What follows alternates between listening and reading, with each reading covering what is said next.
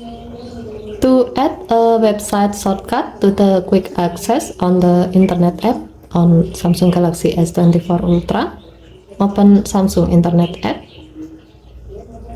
Assuming that you have set quick access as your default homepage, you can open the quick access by tapping the tabs icon at the bottom right, and then tap New tab. Under quick access section, tap the plus icon, enter the desired web address, and then tap Save button to add a shortcut of the website to the quick access.